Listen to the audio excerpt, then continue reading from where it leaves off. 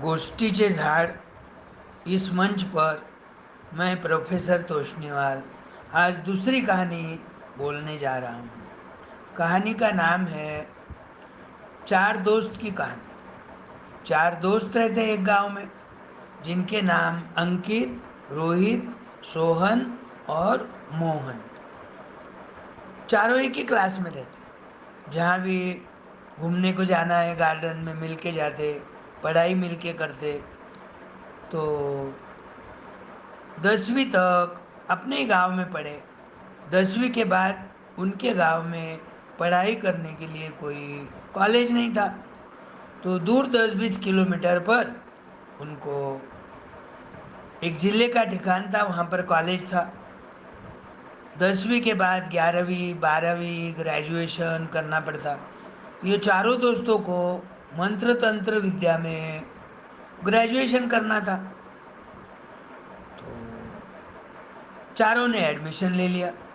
अब मंत्र तंत्र विद्या में भी बहुत सारे प्रकार है, तो अलग अलग प्रकार के सब्जेक्ट लेकर चारों पढ़ने लग गए। बड़े दिल से पढ़ने लग गए।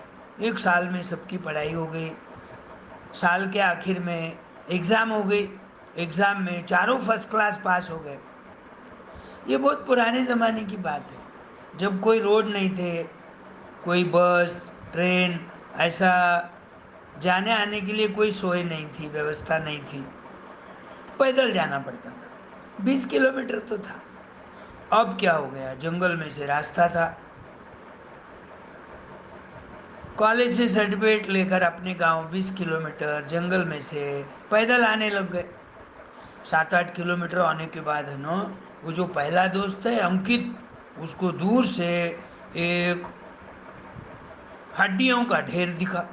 बहुत सारी हड्डियां बिखरी हुई भी थी और एक के ऊपर एक ऐसी गिरी हुई थी।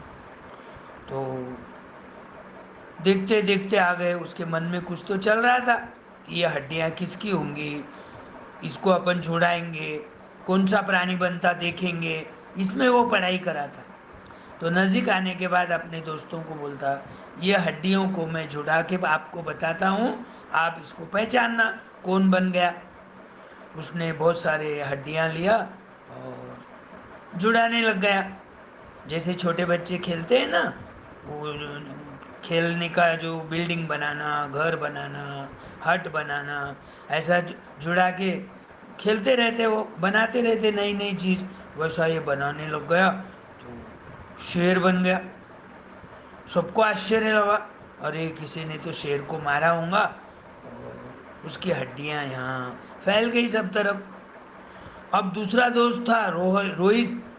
वो क्या बोला, ये जो हड्डियों का ढांचा बनाया ना तूने, मैं इसको शेर का रूप दे दूंगा, इसको शरीर दे दूंगा, इसमें मांस आ जाएगा, खून आ जाएगा, पूरी उसकी बॉडी बन जाएंगी, इसमें मैं पड़ा हूँ। तो उसको आश्चर्य लगा। सब लोग देखने लग गए। उसने अपने मन में मंत्र तंत्र बोला, पानी छिड़का और 5 मिनट के अंदर वो सच्ची में शेर दिखने लग गया। पहले जो खाली ढांचा था, अब पूरा शरीर उस बन गया शेर का। अब तीसरा बोला, मैं है ना ऐसे प्राणियों के अंदर प्राण डालना मैं सीखा हूँ, इसी में साल भर मेरी पढ़ाई हुई है। तो मैं क्या करूँगा, अब ये शेर में प्राण डालूंगा, उसमें आत्मा डालूंगा, तो वो सच्ची का शेर बन जाएगा, हिलने लगेगा, डुलने लगेगा, ऐसी आवाज भी करने लगेगा। तो चौथा जो था ना मोहन, वो बहुत होशियार था।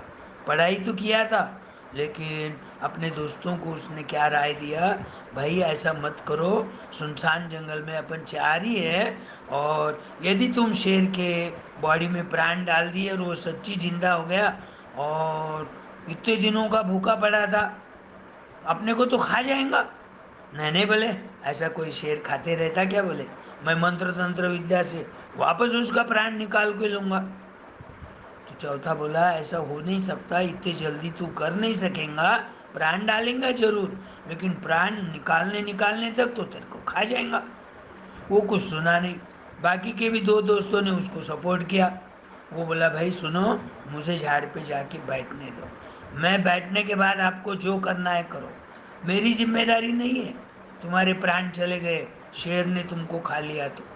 उनको कोई भरोसा नहीं किया, और उसने मंत्र तंत्र बोलना शुरू किया। प्राण डालते ही शेर देखा इधर उधर, दो तीन ही बच्चे दिख रहे। पहले तो वो प्राण डालने वाले के अंग पे झपटा मारा, मर गया। फिर वो दूसरे दोनों भागने लोग गए डर के मारे, उसके पीछे लगा। एक को पकड़ा मार दिया, दूसरे को पकड़ा मार दिया। जितना खाना है उतना खा के चले गया। अब वो शेर दूर जाने के बाद ये ऊपर का जो लास्ट वाला दोस्त है मोहन, धीरे धीरे डर के मारे नीचे उतरा और अपने गांव की तरफ जल्दी जल्दी चलने लग गया ताकि शेर ना आए। अब शेर का तो पेट भर गया, वो तो अपने रास्ते से चले गया। अब गांव में आने के बाद अपने घर पे आता और क्या क्या किस्सा हुआ ये सारी कहानी अपने माँ बाप को बोलता। हमारी पढ़ाई चारों की हो गई थी, लेकिन उन्होंने वो मंत्र विद्या का प्रयोग किया और ऐसा ऐसा शेर बन गया और उसने तीनों को मार डाला। मैं झाड़ पे बैठा था बोल के बच गया। उनके माँ बाप को जब ये समझा, बाकी के दोस्तों के, तो वो बहुत दुखी हो गए। इतने बड़े बच्चे बन गए, इतनी फीस भरे, इतनी पढ़ाई करे, और वो पढ़ाई का दुरुपयोग करे। क्योंकि सुनसान जंगल में तुम्हारी पढ़ाई भी हो गई तो ऐसा मंत्र का उपयोग नहीं करना चाहिए। किताब की पढ़ाई अलग है और ये व्यवहारिक ज्ञान अलग है। व्यवहार में कैसा रहना ये भी सीखना पड़ता। तो वो चौथे दोस्त को मालूम था, सुनाया भी था वो बाकी के दोस्तों को, लेकिन वो सुने नहीं और अपने प्राण गंवा के बैठ गए। तो इसलिए ऐसी कभी विद्या सीखा किसी ने तो ऐसी सुनसान जगह पे प्रयोग नहीं करना चाहिए। आया ध्यान में? ये आज की कहानी हो गई। अब कल नई कहानी बोलूंगा।